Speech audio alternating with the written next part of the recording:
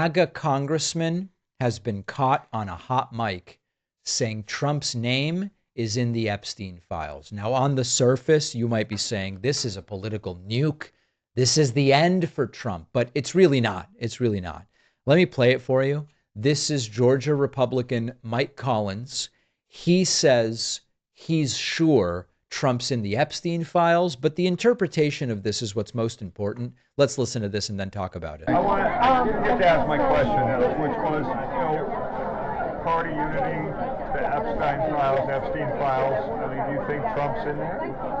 Yeah, I'm sure he's in there, because he's the one that was telling the FBI about it. He's the one that kicked the guy out of Mar-a-Lago and then called the FBI. Yeah, he's in there.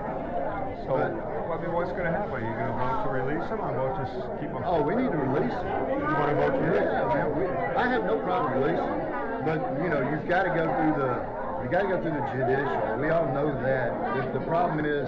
All right. So Collins says at the beginning there, I'm sure he's in there. I'm sure he's in there.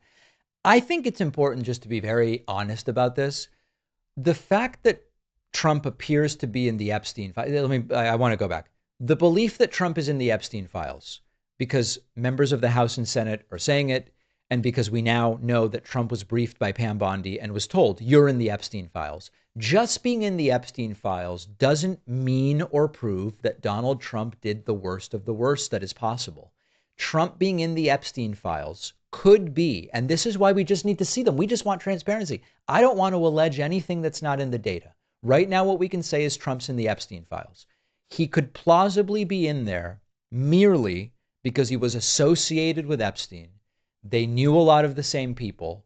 They hung out together. Per Epstein, they were friends. It might be as far as that. There might not be a single allegation in there that Donald Trump actually did anything illegal with an underage girl or any of it. We just don't know one way or the other. Trump being in the files is sort of obvious because of his connections.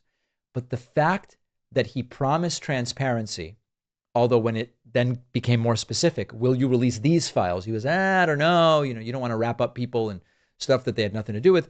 The fact that they have not released them after people like Kash Patel and Dan Bongino and others said, under Trump, you will get full transparency. That's what's suspicious. That is what's suspicious.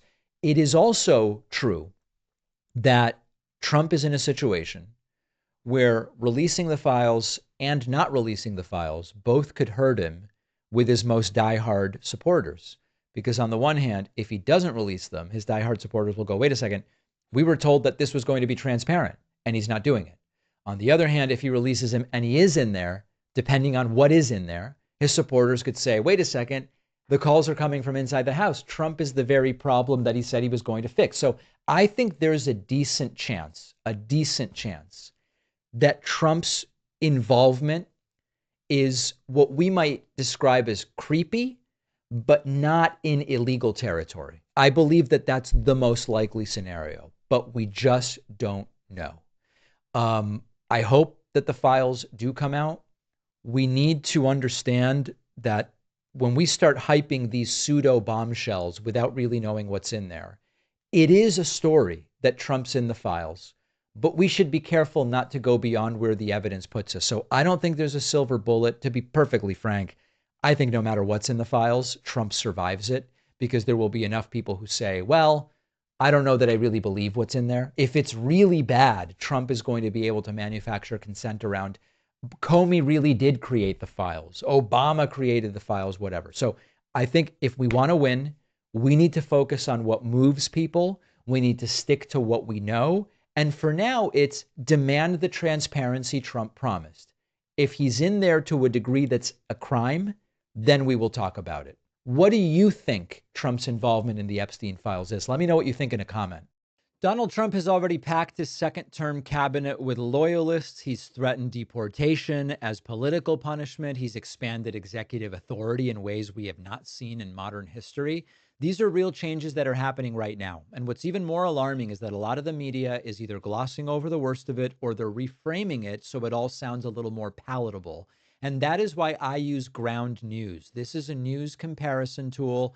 Doesn't just feed you headlines. It shows you here's how different outlets, left, right, center, are covering the same story. And this is one of the few tools I know of that can really help you detect the political spin, the bias, catch stories that your usual sources might downplay or not cover at all, on everything from immigration policy to economic shifts.